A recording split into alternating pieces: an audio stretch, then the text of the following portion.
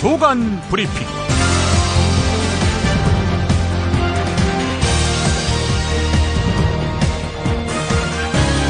2015년 11월 26일 목요일입니다. 오늘은 한국일보에 실린 이진송 개간 홀로 발행인의 칼럼 복면 시위왕 그런 거 없다. 이 일부 내용 소개하면서 시작하겠습니다. 폭력 시위를 막기 위한 일명 복면금지법 발의까지 나오면서 논란이 거세지고 있다. 단지 얼굴을 가렸다는 이유로 시위대와 IS를 비유한 것은 1차원적이다 못해 실패한 은유인데 맥락이 달라도 너무 다르기 때문이다.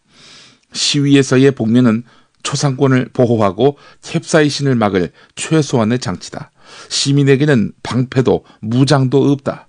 이를 복면 뒤에 숨어서 폭력을 조장하고 시민을 선동하는 배후 세력으로만 이해하는 것은 그 자리에 모인 시민들의 다양한 목적과 정치적 신념을 모조리 부정하고 가상의 적과 섀도우 복싱하는 꼴이다. 복면금지법의 목적은 복면 뒤에 숨은 폭력 시위대 척결이라고 한다. 이때의 폭력은 가장 보편적인 의미로 때리고 부수는 것을 의미한다. 그렇다면 더 큰 폭력을 행사하는 것은 의심할 나위 없이 머리끝부터 발끝까지 무장하고 캡사이신을 뿌려대며 구급차에까지 물대포를 들이댄 쪽이다. 하지만 민중총궐기 다음날 언론은 부서진 경찰차 등의 스펙터클을 이용해서 시위대가 저지른 폭력의 참상을 편파적으로 보도했고 지금까지도 초점은 왜 민중총궐기가 일어났는가라는 메인 이슈를 이탈하고 있다. 이야기되는 것은 오직 시위대의 폭력성뿐이다. 물론 복면 시위대에 대한 탄압은 바로 이렇게 법치 질서가 무력화될 것이라는 공포를 바탕으로 한다. 하지만 시민들의 기본권을 빼앗으면서까지 유지돼야 할 법은 어디에도 없음을 신분제 피해지나 인종차별운동, 동성동본 혼인금지 피해지, 여성 투표권 투쟁 등 많은 선례가 입증한다. 그것들은 언제나 그 당시에 너무 폭력적인 의제였으며 폭력적인 방식으로 진행됐다. 복면을 금지해서 폭력 시위를 막겠다는 것은 결국 초상권을 박탈하고 최소한의 방어조차 봉쇄함으로써 시위 자체를 근절하겠다는 발상이다. 이는 어떤 이견도 존재하지 않는 매끈한 이론적인 세계를 만들겠다는 뜻이다. 다른 말로는 독재라고 한다. 네, 여기까지입니다. 반드시 알아야 할 뉴스 살펴보겠습니다.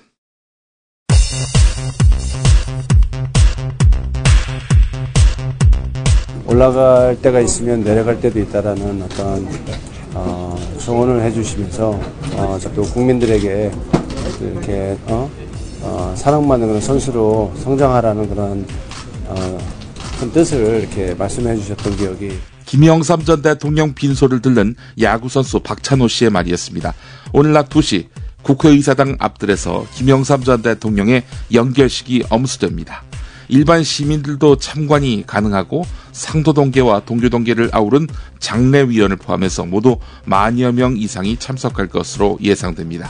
1시간 반 정도 예상되는 연결식이 마무리되면 조총 발사와 함께 김영삼 전 대통령의 운구 행렬은 국회를 출발해서 상도동 사저와 기념도서관을 거쳐서 국립서울현충원으로 향하게 됩니다.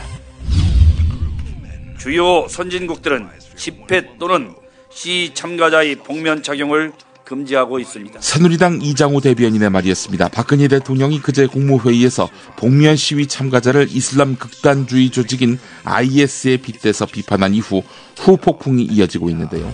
야당은 일제히 이 발언에 대한 비판을 쏟아냈습니다. 그러나 여당은 여당대로 복면을 금지하는 집시법 개정안을 역시 쏟아냈습니다. 유근이가 훔쳐와서 이렇게 한 것 같이 막 인터넷에 퍼지고 있고 그렇게 하니까 전 그게 가슴 아프다는 겁니다. 천재 소년으로 유명했던 송유근 씨의 박사학위 지도교수의 말이었습니다. 송유근 씨가 국제저널에 낸 논문이 표절로 확인됐습니다. 송유근 씨는 8살에 대학에 입학하는 등 어릴 때부터 천재성으로 이름을 날렸는데요. 만 18살에 불과해서 최연소 박사 기록은 여전히 가능하지만 학자에게 있어서 치명적인 표절 논란이 부담으로 남을 것 같습니다. 이상은 JTBC 보도 내용을 인용한 것입니다.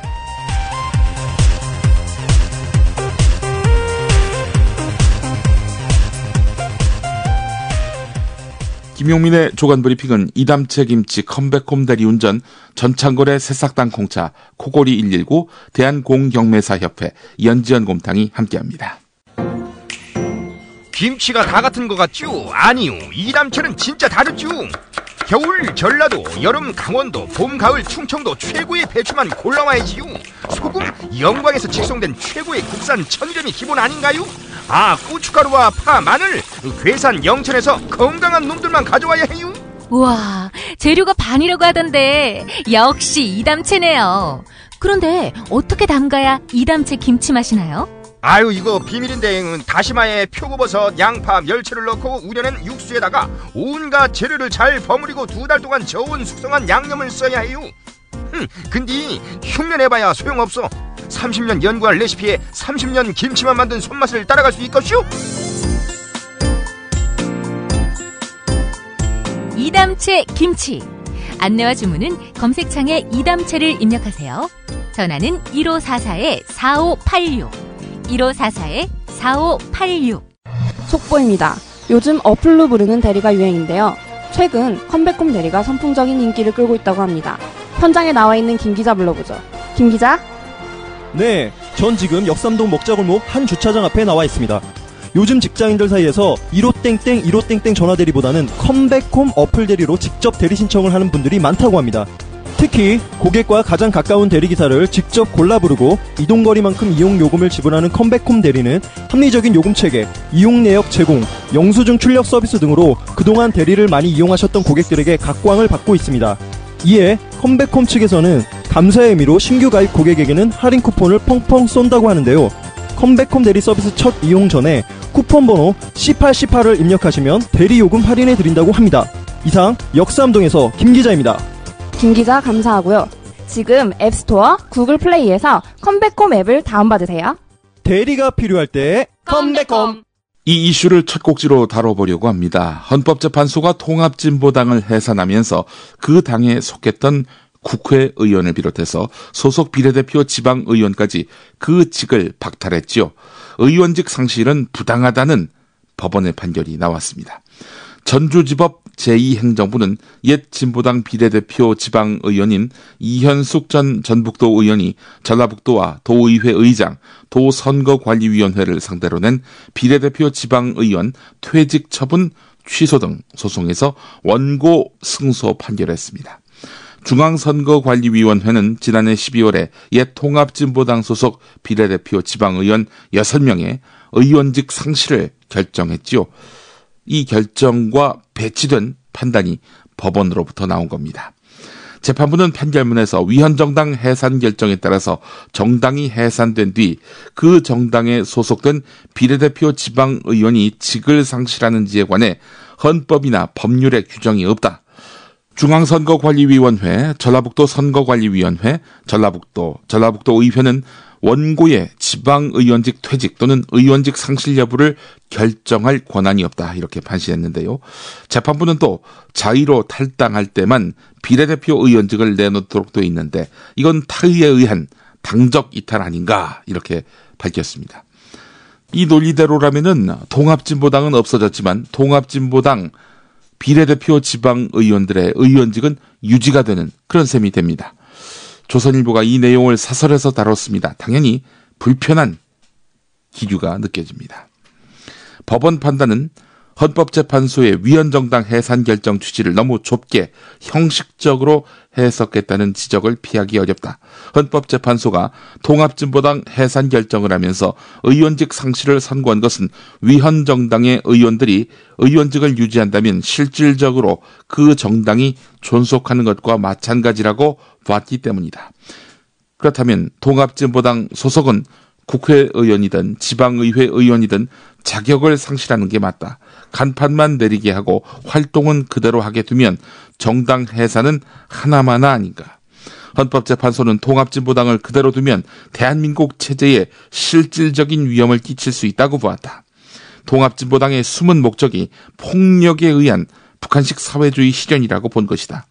통합진보당의 핵심이던 이석기 전 의원은 RO를 통해서 기간시설 타격을 모의하기도 했다.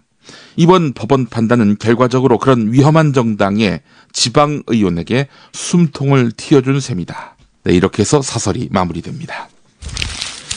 정식 기사에서 다루지는 못하지만은 칼럼 등을 통해서 간간히 알려지는 정치인들의 일화는 재미가 있습니다. 조선일보 이동훈 정치부 차장 칼럼 중 일부입니다. 박근혜 대통령의 의원 시절 그와 차 한 잔이라도 먹어본 사람은 안다. 박근혜 대통령은 종이컵이든 유리컵이든 립스틱 자국을 남기지 않는다. 여당의 한 당직자가 비결이 궁금해서 유심히 관찰하고 이렇게 말했다. 종이컵은 입술을 살짝 떼고 마셨다. 유리컵은 립스틱이 살짝 묻기라도 하면 남들이 볼세라 손으로 슬쩍 문질러 없앴다. 눈 깜짝할 새 처리하기 때문에 마주 앉은 사람은 전혀 눈치 못 챈다. 박근혜 대통령이 의원 시절 홍준표 의원의 장모상 상가를 찾았을 때다. 일반 문상객이 없는 접견실에서 홍준표 의원, 동행 의원들이 둘러앉아서 잠시 담소를 나눴다. 홍준표 의원이 특유의 너스레를 떨었다. 좌중이 파한대소했다. 박근혜 대통령도 웃었다. 하지만 박근혜 대통령은 금세 얼굴을 고쳤다. 상가에서 웃는 것은 예의가 아닌데 라면서 자책했다. 그리고 주위를 둘러봤다. 혹시 사진 기자가 셔터를 누르지나 않았는지 확인한 것이다. 박근혜 대통령이 한나라당 대표 시절 미국을 방문했을 때다. 국내선 비행기를 갈아타야 하는데 머리핀 때문에 검색대 통과가 쉽지 않았다. 동양의 작은 나라에서 온 야당 대표를 봐줄 리가 없었다. 덩치 큰 흑인 여성이 박근혜 대통령을 데려가서 정밀 검색까지 했다. 힘겹게 검색을 마치고 나온 박근혜 대통령에게 기자들이 미국 애들 너무한다라고 한마디씩 했다. 그때 박근혜 대통령 대답은 이랬다. 지킬 건 지켜야지요. 가식적인 언사가 아니라 자연스럽게 배어나온 말이었다. 이 기사를 읽으면서 제가 갖게 된 느낌은요. 원칙을 주체적으로 존중하는 것이 아니라 원칙의 노예가 돼버렸다. 이런 생각입니다. 한겨레 기사 보겠습니다. 어린이집 누리과정 예산 합의 등을 위한 여야 3+3 그러니까 원내대표, 정책위 의장, 원내수석 부대표 이 6자 회동이 결렬된 가운데 교육부와 보건복지부가 학부모들에게 공동 서한문을 보내서 시도교육청에 예산 편성을 압박하고 나섰습니다. 교육부와 보건복지부는 누리과정 관련 관계부처 공동 서한문을 통해서 최근 지방재정법 시행령을 개정해서 어린이집 누리과정 관련 비용을 교육청의 의무 지출 경비로 명확히 했는데도 14개 시도교육청에서 지방교육재정 상황에 어려움을 들며 2016년도 어린이집 누리과정 예산 편성을 하지 않고 있어서 매우 안타깝다 이렇게 밝혔습니다. 이어서 어린이집에 다니는 유아가 유치원에 다니는 유아와 달리 차별을 받는 일이 있어서는 절대 안 될 것이다 라면서 관계부처, 지방자치단체, 시도교육청과 긴밀히 협력해서 어린이집 누리과정 지원이 반드시 이루어질 수 있도록 중앙부처로서 더욱 노력하겠다라고 덧붙였습니다. 야, 이 사람들 진짜 나쁜 사람들이네요. 말을 이런 식으로 지어내는군요. 자기들이 감당해야 될 어린이집 누리과정 예산 이걸 교육청에 떠넘긴 거 아닙니까? 교육청이 돈이 없어서 집행 못하겠다. 당신들이 집행하라. 이렇게 나오니까 이 교육청에 대해서 아니 유치원 다니는 아이는 지원하고 어린이집 다니는 어린이는 지원을 안 해? 어린이집 아이들을 차별하는 거야? 이런 식으로 지금 교육청한테 덮어씌우는 거 아닙니까? 문제를 이렇게 풀어가면 안 되지요. 국가, 그러니까 대통령이 무상보육하겠다고 스스로 약속해놓고는 이제 와서 지방교육청에다가 다 떠넘기고 있는 거 아닙니까? 예산이 빠듯해서 할 일도 못하는 판에 국가가 하겠다고 약속한 무상보육을 이 지방교육청에 또 안겨버린 이런 새누리당 정권.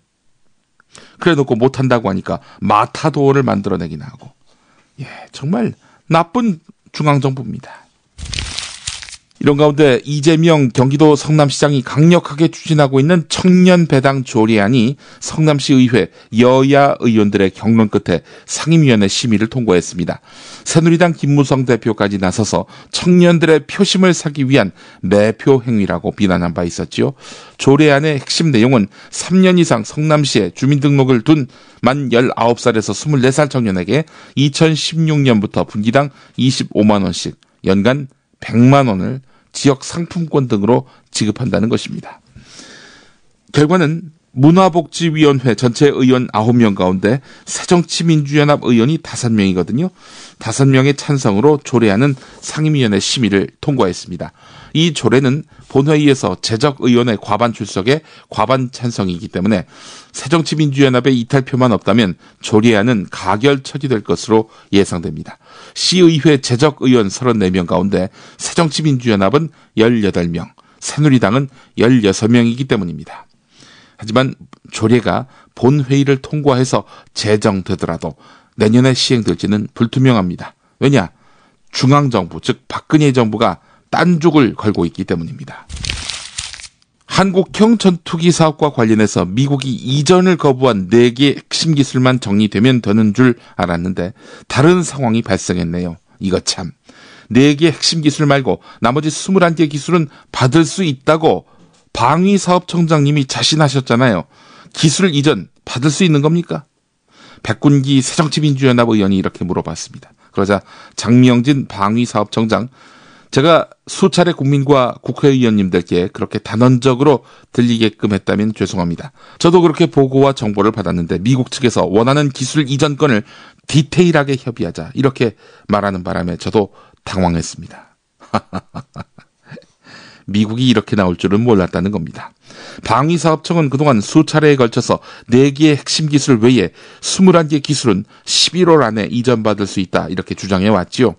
장명진 방사청장도 곧 기술 이전 승인이 나올 것으로 기대하고 있다 이렇게 밝혔는데요. 하지만 현재 진행되는 상황을 보면은 이마저도 불투명해졌습니다. 이 정도면은 방위사업청 양치기 소년이라는 말을 들어도 할 말이 없을 그런 국면입니다. 한국일보 사설 읽어보겠습니다. 나머지 기술 이전마저 무산될 경우 한국형 전투기는 핵심 기술 개발은커녕 아예 초기 단계부터 난관에 봉착할 가능성이 크다. 2025년까지 노후 전투기를 대체할 한국형 전투기를 우리 기술로 개발하려는 국방계획에 중대한 차질이 빚어질 수밖에 없다. 무엇보다도 더 이상 방사청은 국민의 신뢰를 받을 수 없게 됐다. 미국 정부나 록히드 마틴사를 상대로 치밀하고 효과적인 협상을 할 능력이 부족한 게 아니었나 싶다. 미국 정부가 민감한 국방 기술 이전에 대해서 매우 까다롭게 심사한다는 것을 몰랐다면 애초부터 자격 미달인 셈이다. 일각에서는 미국이 우리를 항공산업 분야의 경쟁 상대로 여겨서 견제한다는 관측도 나오지만 이조차 사전에 충분히 대비해야 했던 거 아닌가. 네, 이런 질타였습니다. 오늘 김영삼 전 대통령의 국가장이 있는 날입니다. 관련한 소식 보겠습니다. 오마이뉴스에 실린 김영춘 새정치민주연합 부산시당 위원장과의 인터뷰 내용인데요. 김영춘 위원장과 김영삼 전 대통령 상당히 막역한 사이죠. 지난 1987년 김영삼 전 대통령이 민주화추진협의회 의장이던 시절에 비서로 정계에 입문했던 김영춘 위원장입니다. 총재비서, 문민정부 청와대 정무비서관을 거친 인물이 또 김영춘 위원장입니다. 오마이뉴스와 만난 김영춘 위원장은 김무성 대표를 향해서 쓴소리를 쏟아냈습니다. 김영삼 전 대통령 주변 상도동계는 직계와 반계가 있다. 김무성 대표 같은 분은 야당 시절부터 내려온 직계의 흐름에 있지 않다. 반계다. 네, 이 양반은 친X, 이게 잘 안 되는 분이군요. 친박도 아니고 친김도 아니었네요. 반계 친김이었다. 예, 원박이 있다면 원김인 셈이네요. 이 양반은. 김무성 대표가 말입니다. 새누리당을 대표하면서 내가 YS의 정치적 아들이라고 자처하는데 김영삼 전 대통령은 민주화의 기수였다. 김무성 대표가 그분의 아들을 자처하려면 거꾸로 가는 민주주의에 대해서 바르게 말하고 시대 역행을 저지하려는 노력을 제대로 해야 한다. 그래야 YS의 정치적 아들이라고 자부할 수 있다. 기자가 궁금해서 물어봤습니다. 김무성 대표가 직계가 아니라 반계란 말인가? 다시 한번 확인차 물어보니까 김영춘 위원장 이렇게 말합니다. 직계라 할 수 있는 분은 과거 민주화 반독재 투쟁을 하면서 가진 그런 마음이 있다. 박근혜가 대통령이 되면 과거로 회귀한다는 역사적 후퇴를 받아들일 수 없다는 마음이다. 그래서 진짜 아들인 김현철 씨도 지난 대선에서 문재인 대표를 지지했다. 김덕용 전 의원, 문정수 전 부산시장, 심환구 전 울산시장, 최기선 전 인천시장 등 김영삼 전 대통령의 비서관 출신들도 마찬가지다. 이들이 직계인 셈인데 지난 대선에서 문재인 후보를 지지하고 새누리당에서 나왔다. 현재 당적이 없다. 이게 상도동 직계의 정신이고 현재 이분들이 박근혜 대통령과 우리나라 민주주의를 바라보는 모습이라고 생각한다라고 이야기했습니다. 뉴스의 재구성 듣고 오겠습니다.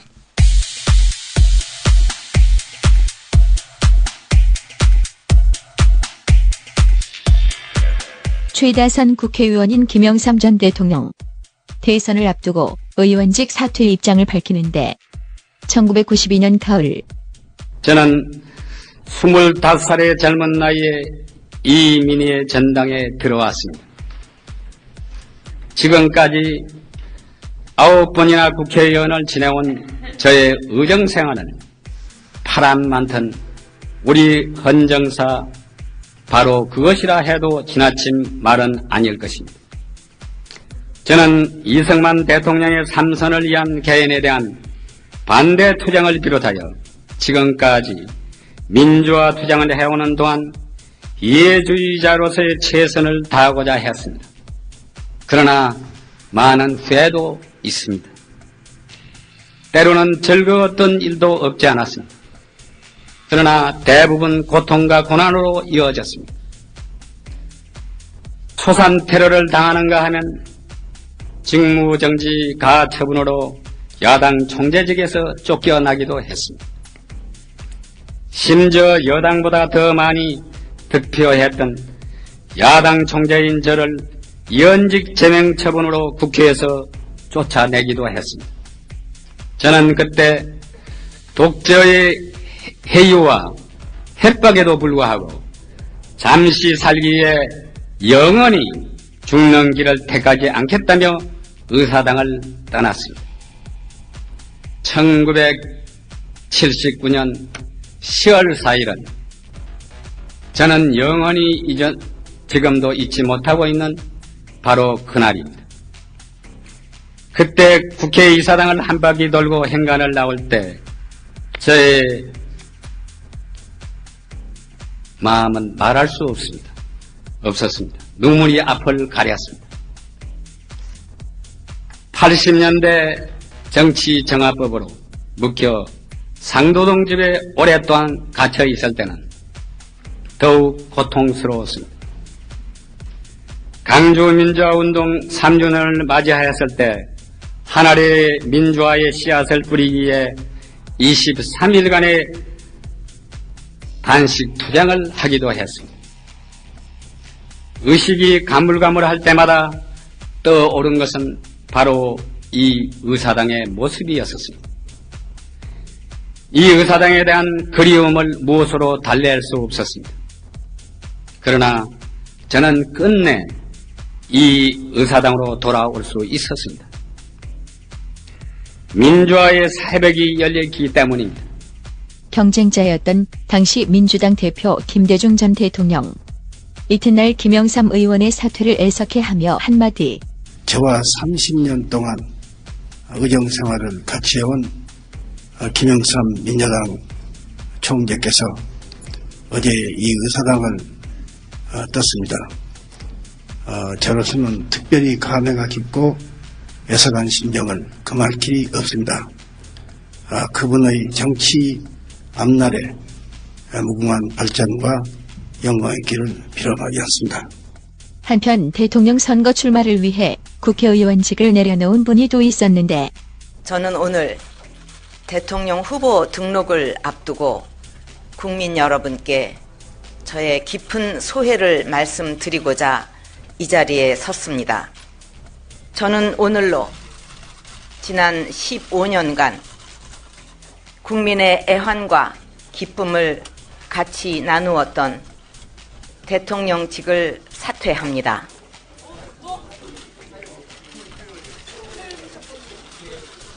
국회의원직을 사퇴합니다. 제가 뭐라고 그랬습니까?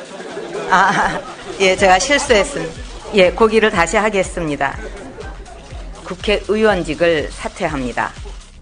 이분의 15년 국회의원 의정활동 성적표는 주권방송이 추정 60분 중 한 부분. 박근혜가 만 14년 동안 국회의원을 하면서 대표 발의했던 법안 수는 15건에 불과합니다. 1년에 한 건? 다른 국회의원들은 어떤데? 박근혜만 현격하게 적은 거야? 아니면 다 이렇게 놀고 자빠졌던 거야? 18대 국회의원이 4년 임기 동안 평균 대표 발의한 법안 수는 36건이었습니다. 평균 1년에 9건인데 박근혜 의원은 만 14년 동안 평균 1건이었습니다. 제일 많았던 해도 4건이니까 평균 이하로 의정활동을 했다고 볼 수밖에 없습니다. 게다가 지금은 의회주의자에서 유신주의자로 돌아간 상태. 그래서 의회주의자 김영삼과 더욱 대조되는데 1992년 김영삼의 연설 뒷부분 목매여 잠시 말을 잇지 못하는 마무리 인사는 연결식이 있는 11월 26일에 새롭게 들리고 국민 여러분, 막상 떠나려 하니 저의 마음속에는 만감이 교차하고 있습니다. 스스로 떠나지만 마음은 이곳에 영원히 여러분과 함께 남을 것입니다.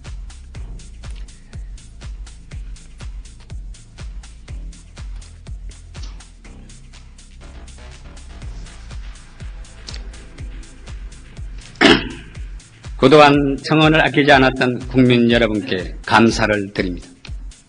다시 한번 감사를 드립니다. 감사합니다.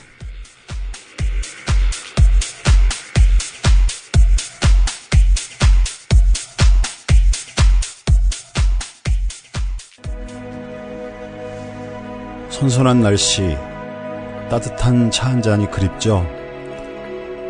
창밖은 어느새 익어버린 가을 풍경이 가득합니다. 잠시 제멋대로 돌아가는 생각들을 재우고 수고하며 살아가는 자신에게 고마운 미소를 지어보세요. 마음에 무엇을 담을 것인지, 몸에 무엇을 담을 것인지 여전히 늘 당신이 선택할 수 있습니다. 국내 농가의 깨끗한 수경 재배로 새싹을 만들어 식품 공장에서 오랜 시간 증수 건조시켜 만들어지는 새싹 땅콩차. 당신의 잠시 휴식이 되고 싶습니다.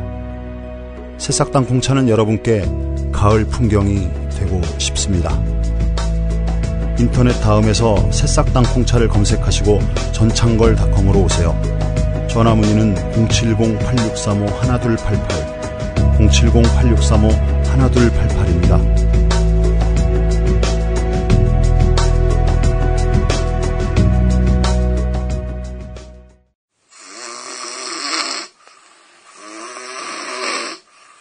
큰일 났네요. 큰일 났어요. 다른 사람에게 폐 끼치는 건 둘째치고 본인의 수면 건강이 무엇보다 걱정됩니다. 한 방을 써야 하는 부부와 연인, 군입대나 기숙사 입사를 앞둔 청년, 코수술, 비싼 양압기 구입, 이젠 안 하셔도 됩니다. 간편하고도 반영구적인 코골이 방지기구 24,000원이면 됩니다. 심한 코골이와 수면 무호 걱정 마세요. 99%의 감소 효과를 보장합니다. 검색창에 코골이 119, 코골이 119를 입력하세요.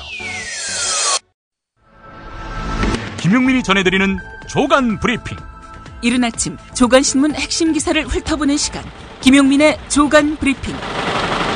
월요일부터 토요일까지 매일 오전 7시대에 업데이트됩니다. 뉴스뿐 아니라 그 안에 숨은 맥락도 짚어드립니다. 카카오가 지난 10월 6일 사이버 사찰 논란 속에 1년 동안 중단했던 감청영장 협조를 다시 시작하면서 프라이버시 침해 우려와 중범죄자 수사에 차질을 빚는다는 비판 사이에서 고민한 결과다, 이렇게 밝혔는데요. 카카오톡을 대신할 사이버 망명지로 꼽혔던 독일 텔레그램 같은 경우 지난 20일에 테러에도 불구하고 정부를 비판하는 것이 불법인 국가에서 정치적 의도가 있는 검열에는 응하지 않겠다 이렇게 발표했습니다. 비슷한 두 개의 서비스가 전혀 다른 길을 걷는 셈인데 오늘 한겨레 일면에 나와 있는 내용이기도 합니다. 한국에서 무료 모바일 메신저 카카오톡을 쓰는 사람은 3,800만 명에 이릅니다. 그런데 올해 1월부터 6월 사이에 국정원, 경찰이 압수수색을 통해서 들여다본 카카오톡 계정 수는 16만 3,354개에 이릅니다. 지난해 사이버 사찰 논란을 촉발했던 정진우 씨 같은 경우 카카오톡 계정 한 개에 발부된 압수수색 영장을 통해서 그가 포함된 단체 대화방 등 3천여 명의 대화 내용이 압수됐습니다. 이런 무차별 압수수색으로도 부족해서 감청을 통해서 카카오톡을 들여다보겠다는 것이 현 정부의 현재 입장입니다. 국가정보원이 이탈리아 해킹팀과 거래해오면서 카카오톡 해킹을 요구했었다는 사실로도 카카오톡 감청 욕망이 드러나지요. 올해 국정원은 4년 동안 해킹 프로그램 RCS를 운영해온 것으로 알려졌는데요. 발각됐죠. 해외의 간첩 혐의자를 감시하는 데 썼다 이렇게 해명했지만 통신비밀보호법은 외국에 있는 사람을 감청할 때는 반드시 대통령에게 보고하도록 규정하고 있는데 국정원은 아니 그게 감청인가? 해킹 아니야. 해킹을 하는데 무슨 보고야? 이렇게 지금 주장하고 있습니다. 해킹 자체가 불법이죠. 예. 게다가 카카오톡, 엄청나게 정보를 집약하고 있지 않습니까? 카카오가 내놓은 생활 밀착형 수요자 중심 서비스, 이른바 온 디맨드 서비스는 갈수록 더 많은 개인정보가 한 곳으로 모이도록 만들고 있습니다. 간편 결제 서비스인 카카오페이, 택시 호출 서비스인 카카오택시, 앞으로 나올 대리운전 서비스까지 카카오 계정 하나로 연결할 수 있습니다. 카카오는 게다가 인터넷 전문은행까지 준비하고 있습니다. 카카오 이용자의 대화, 계좌, 심지어 동선까지 파악할 수 있게 되는 것입니다. 편리한 서비스를 통해서 대중의 사랑을 받을수록 더 강렬해지는 정권의 감청 욕망 앞에 서야 하는 카카오의 상황에 대해서 카카오 편에 서서 안타까움을 표시하는 사람들도 있습니다. 이름을 밝히기 꺼리는 한 인터넷 기업 임원이 한 말인데요.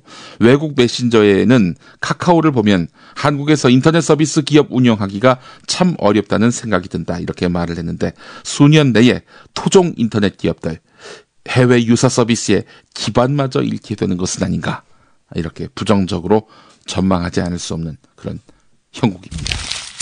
프로야구 삼성 라이온스 소속의 임창용 선수가 해외 원정 도박 혐의로 검찰에 소환돼서 조사를 받았습니다.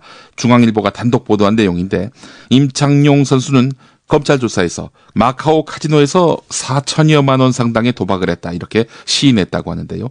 서울중앙지검 강력부는 임창용 씨를 피의자 신분으로 조사해서 13시간가량 조사를 벌였다고 합니다. 검찰에 따르면 임창용 씨는 2014년 마카오 카지노에서 거액의 도박을 한 혐의를 받고 있는데요.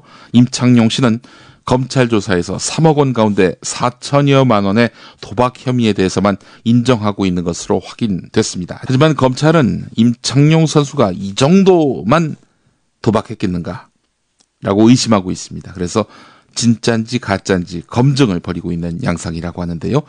검찰은 임창용 씨의 도박액이 단순한 오락 수준을 넘어서고 있는 것으로 보고 있습니다. 사법 처리를 하되 불구속 기소하는 방안을 검토하고 있다고 합니다. 야구 이야기가 나와서 그런데요. 조선일보 일면 기사입니다. 내년부터 프로야구 넥센 히어로즈가 사용할 고척 스카이돔에 대한 우려가 쏟아지고 있는데 얼마 전에 경기가 있었죠. 한국과 쿠바의 대표팀 평가전 말입니다. 이때 공식 오픈한 이후 프로 구장으로서는 자격 미달이다. 팬과 선수가 모두 불편한 구장이다. 다시는 오고 싶지 않은 구장이다. 이런 반응이 쏟아지고 있다는 겁니다. 폭우 속에서도 야구를 할 수 있는 국내 유일의 경기장인 고척돔은 서울시가 예산 2,713억 원을 들여서 6년 동안 지었습니다. 6년 전이면 오세훈 시장 때 첫 삽을 푼 셈이군요. 하지만 팬들은 막상 찾아가 보니까 불편한 것이 너무 많다고 불만을 말하고 있습니다. 고척돔 좌석 중에는 최다 31개가 일렬로 붙어서 중간에 나가려면 15명에게 양해를 구해야 하는 곳이 부지기수입니다. 네티즌 사이에서는 기적이 차고 가야 할 좌석이라는 조롱도 나오고 있는데요. 비좁은 좌석 때문에 파울 타구가 날아들어도 피할 곳을 찾기 어려워서 안전 문제도 제기됩니다. 이와 관련해서 야구 해설가이기도 한 허구현 KBO 야구발전위원장은 고척돔은 원래 개방형 일반 야구장이었는데 돔구장으로 바뀌면서 설계가 8차례나 변경이 됐다.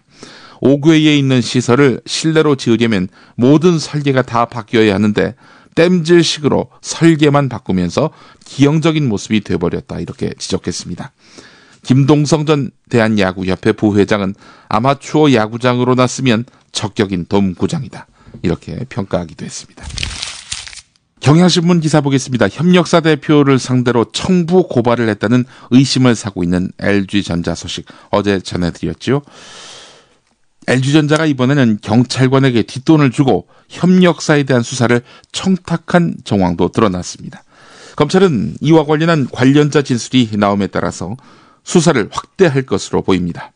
LG전자 내부 문건 미래지원 조사 현황을 보면, 이 미래지원이 그 협력사 이름입니다. 미래지원 조사 현황을 보면 2009년 5월 LG의 협력사 임원이던 김모 씨가 경찰 간부인 윤모 씨를 만나는 내용이 나옵니다. 문건에는 외부 장소 미팅, 당시 협력사 미래지원 대표 강모의 진술 방법 및 대처 방법을 설명, 강모 대표의 진술에 따라서 강모 대표에 대한 계좌 추적 요청, 이렇게 적혀 있었습니다. LG 협력사의 임원이던 김 씨는 LG전자로부터 경찰에 금품을 제공하라는 지침을 받고 LG전자 측 300만 원가량을 받아서 경찰관에게 건넸다고 최근 경찰 등에서 진술한 것으로 알려졌습니다. 이 협력업체 대표인 강모 씨, LG의 표적이 됐는데, 이 표적이 된 강모 씨는 2008년 LG전자에 대해서 불공정 거래 문제를 제기합니다. 그래서 공정거래위원회에 신고를 했는데요. LG전자는 제3자를 앞세워서 이 강 대표를 형사 고발해서 구속을 시도하려 했습니다. 대한공경문서협회입니다. 협회에서는 권리 분석, 최고의 과정, 현장 PT, 도기하는 1:1 PT, 스파레주, 다양하고 알찬 경매 강의로 가득 차 있습니다. 하지만 이걸 아십니까? 대한공경매사협회의 대표 강의는 토요 무료 알토란 특강이라는 사실을 말입니다. 있는 듯 없는 듯 하지만 없으면 안 되는 그런 산소 같은 토요 무료 알토란 특강. 경매의 죄변을 확대하고 경매의 편견을 타파해서 경매의 왕초보가 마음 놓고 입문할 수 있는 경매의 모든 분야의 기초 지식을 무료로 강의합니다. 무료 강의이지만 고품질이 이미 검증된 대한공경매사협회의 토요 무료 알토란 특강, 협회 회원님을 위한 첫걸음이 다시 시작됩니다. 신청 문의 02888-5704, 인터넷과 스마트폰에서 대한공경매사협회를 검색하세요. 6살 하늘이 밥을 잘 안 먹어요. 엄마, 나 이거 맛이 없어요. 그만 먹을래요. 엄마의 걱정은 점점 더해가는데요. 그런데 이때 택배입니다. 연지연 곰탕이 배달됐어요. 직접 도끼로 팬 장작불 위에 한우 사골과 도가니를 가마솥에 한가득 넣고 24시간 끓인 진구. 연지연 곰탕이 하늘이 입에 들어가는 순간, 아, 맛있다. 엄마 한 그릇 더 주세요. 하늘이의 밥도둑 연지연 곰탕. 조미료 같은 첨가물이 전혀 들어가지 않아 엄마의 기쁨은 더하답니다. 연지연 곰탕은 강화군에서 김포시 방향으로 강화대교 건너자마자 있습니다. 포장 판매는 한 팩 800g에 7,000원, 7팩 이상 무료 배송합니다. 주문 전화는 010-7252-1114, 010-7252-1114. 조선일보 한현우 주말 뉴스 부장이 기존 FM 라디오 방송의 천편일률적인 선곡에 대해서 한마디 했네요. 2000년대 들어서 음악의 탈을 쓴 연예 비즈니스가 한국 대중음악계를 휩쓸면서 FM은 황폐해지기 시작했다. 물론 TV 음악 프로그램은 이미 사막화가 완성된 뒤였다. 사막처럼 돼버렸다는 얘기입니다. FM 어느 채널을 틀어도 똑같은 방식으로 만든 통조림 음악이 쏟아졌다. DJ 자리도 모조리 아이돌 그룹 멤버가 차지했다. 음악에 대해 깊이 설명해주는 프로그램은 한둘밖에 남지 않았다. 그런 시류가 오래 갈 리 없어서 CBS FM을 시작으로 1970년대에서 1980년대 음악이 다시 등장하기 시작했다. 공장음악에 질린 청취자들이 CBS로 몰리니까 KBS, MBC, SBS가 우르르 따라간 것이 2010년대 들어서다. 이제는 또 모든 FM 채널에서 20년 넘는 음악만 튼다. KBS를 틀면 조덕배의 꿈애가 나오고, MBC는 남이의 빙글빙글이 나오고, SBS에서는 클론의 쿵따리 샤바라가 나온다. 처음엔 좋았는데 이제는 지겹다. 지금도 좋은 음악은 꾸준히 만들어지고 있다. 다만 그런 음악을 발굴하기엔 FM 라디오가 너무 게으르든가 무능하든가 둘 중 하나다. 그러니까 좋은 음악 대신 좋았던 음악만 만날 재탕하고 있는 것이다. 그건 고음질 방송을 할 수 있는 FM의 길이 아니다. 한국의 FM은 죽어가고 있다. 네. 우리나라의 그 최초의 FM 라디오 방송은요, 89.1MHz, 지금 KBS 제2FM입니다만은 당시에는 서울 FM 방송이라고 해서 이제 1960년대 때 생겼습니다. 아마 오늘이 그 기념일인가 그럴 겁니다. 개국 기념일 말입니다. 경찰이 불법 음란 사이트 소라넷을 없애기 위해서 팔을 걷어붙였습니다. 그동안 강력한 단속에도 불구하고 해외에 서버를 두는 식으로 법망을 피해가면서 십수년째 심각한 사회 문제를 야기하고 있는데, 강신명 경찰청장이 국회에 나와서 소라넷의 근원적인 해결을 위해서는 서버가 있는 미국 측과 사이트 폐쇄를 검토하고 있다, 이렇게 밝혔다고 하는데요. 원칙적인 합의에 이르렀다고 하는군요. 경찰의 이런 움직임은 최근 소라넷을 통해서 성범죄가 도를 넘고 있다는 판단에 따른 것입니다. 1990년대 후반 개설된 것으로 알려진 소라넷은 인증 절차 없이 간단한 가입만으로 사이트 이용이 가능해서 순가입자만 100만 명이 넘는 것으로 추정되는데요. 사이트에 올라온 자료를 보면 몰래 카메라로 찍은 사진과 성관계 동영상은 기본이고, 성매매 정보가 공유됐으며 심지어 성폭행 모의까지 이루어지고 있습니다. 최근에 한 시민단체가 공개한 자료에 따르면 소라넷 사이트에는 술을 먹고 의식을 잃은 여자가 있으니 빨리 오라, 이런 글과 사진이 오르니까 호응 댓글이 달렸는데 대부분 성범죄에 동참하자는 내용이었습니다. 거리의 사제 함세용. 정당한 민주공동체가 형성되기 위해서는 역사 정의가 이룩되어야 됩니다. 진신된 역사, 기술 회복을 위해서 함께 노력하고자 합니다.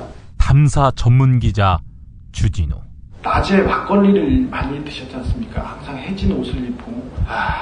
근데 남겨놓은 재산이 너무 많으세요. 유경재단도 있고 영남대도 있고 정수장학회도 있는데 막걸리만 먹었다. 저녁에 시바스리가 먹었지 않습니까? 그거는. 근데 이제 떠날 채비를 마쳤습니다.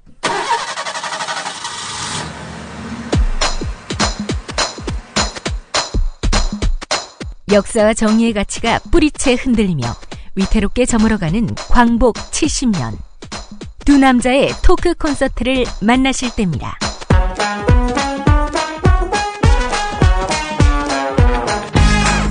함신부와 주기자의 현대사 콘서트. 12월 11일 금요일 저녁 7시 대전 기독교연합회관 연봉홀. 이튿날인 12월 12일 토요일에는 낮 3시 광주 김대중 컨벤션 센터에서 있습니다. 예스24에서 현재 티켓 예매 중이며 입장료 2만 원 중 일부는 역사 바로 세우기 활동에 기부합니다. 시사인과 천주교 정의구현 사재단이 주최하는 함신부와 주기자의 현대사 콘서트. 여러분 모두를 초대합니다. 이번 세월호 사고는 우는 자들과 함께 울라는 성경 말씀처럼 세월호 유족을 위로한다며 한 말이지요. 그러나 바울이 했던 이 말의 본질은 소통의 능력을 키우라는 것이었습니다. 세월호 유족의 진상규명 요구를 무시하며 모른 척하는 박근혜 대통령은 그런 의미에서 우는 자와 함께 울라는 말 하기보다는 들어야 할 사람 아닙니까? 김용민의 새 책 살찐 로마서 고쳐읽기 12장에 나오는 내용이었습니다. 예스24, 알라딘, 교보문고, 인터파크 등 주요 인터넷 서점에서 만나보세요. 김용민의 신간 살찐 로마서 고쳐읽기.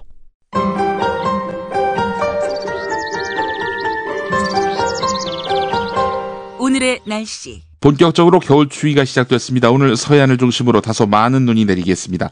호남 서해안 3에서 8cm, 그 밖에 경기 남부와 충청도, 남부 곳곳으로는 1에서 5cm가량 내리겠습니다. 제주 산간지방에서는 최고 40cm가량의 폭설이 쏟아질 것으로 보입니다. 오늘 서쪽 곳곳으로는 눈이 내리겠고 서울에서도 한때 눈이 날리는 곳이 있겠습니다. 추위는 내일 절정에 달했다가 일요일부터 차츰 누그러질 전망입니다.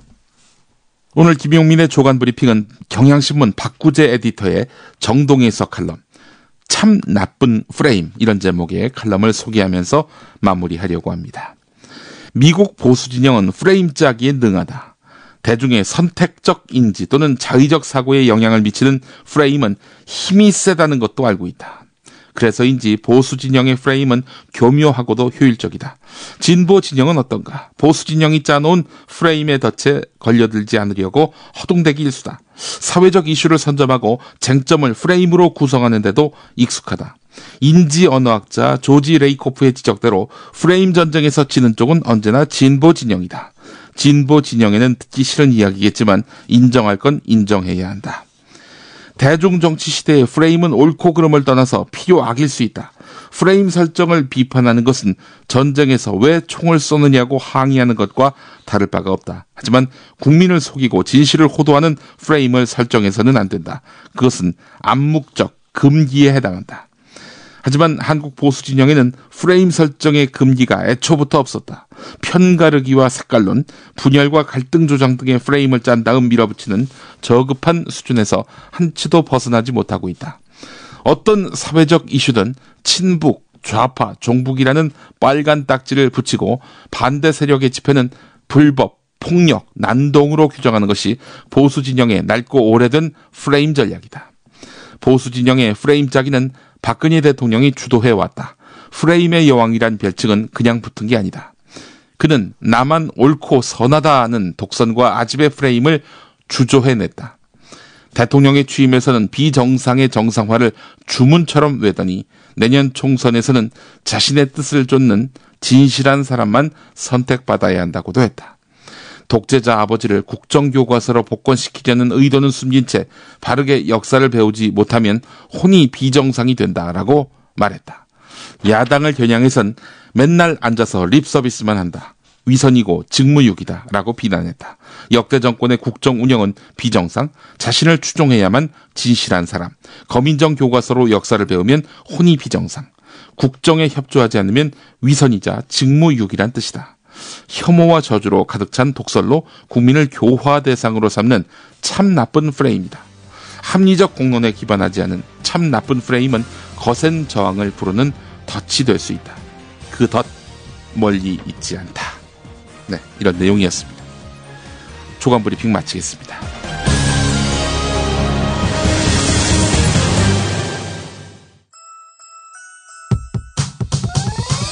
이번 방송 괜찮았나요? 작별의 여운 이렇게 표시해주세요. 다운로드하기, 댓글 달기, 구독하기, 별점 주기. 더 좋은 방송 만들어달라는 약속 이렇게 응원해주세요. 다운로드하기, 댓글 달기, 구독하기, 별점 주기. 기억하셨죠? 다운로드하기, 댓글 달기, 구독하기, 별점 주기.